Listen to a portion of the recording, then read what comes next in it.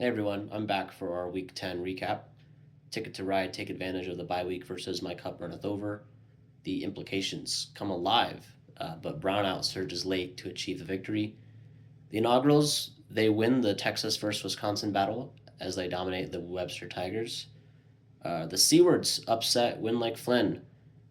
Justin's Deli, do not count them out yet. They knock off the Kung Su Pandas by .12 points. What a game. And the Liquidators continued their hot streak, winning against Project Badass.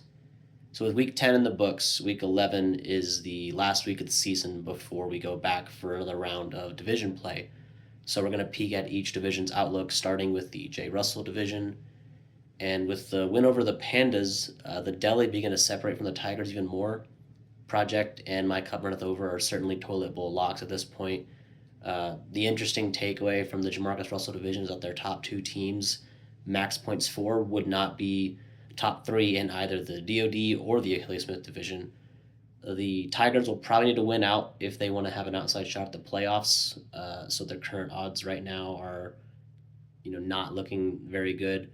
Um, Justin's Deli, on the other hand, will need to keep winning if they want to shot at the first round bye, as they're currently behind the other division leaders win loss record over in the Division of Death and the Achilles Smith division. And then speaking of the Division of Death, they had an underwhelming week per their standard, but even despite this, they are still far and away the strongest division when we look at their max points for. Soon enough, these teams will have to go back through the gauntlet that is their own division, and that'll help clear the air because right now the race is still too close to call. Brownout and the inaugurals are tied at 16-4, and there's no longer a three-way tie. After the Pandas dropped a game, but they're still 15-5, which is better than any other team in the league, other than Brownout and the inaugurals. Flynn losing to the Seawards is actually pretty significant, but he's still above 500, and he would need some more miracle wins to sneak into the playoffs. But Blind Spiral can detail you all on that in his review.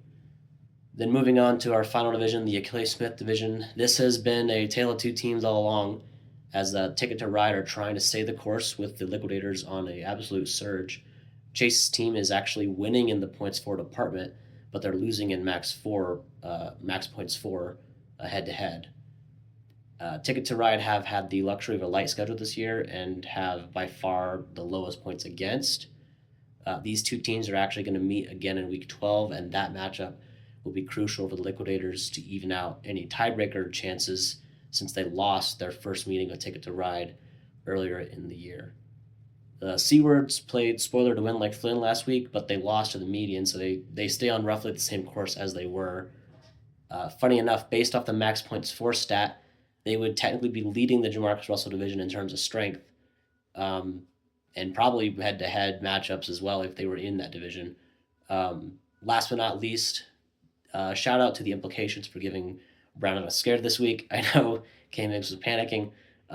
Implications are still harmless in the grand scheme of things for this year, but after some moves, they have a promising rest of season outlook in the toilet bowl and possibly beyond as well if he doesn't sell all his picks away. So that'll wrap it up. Thanks for watching.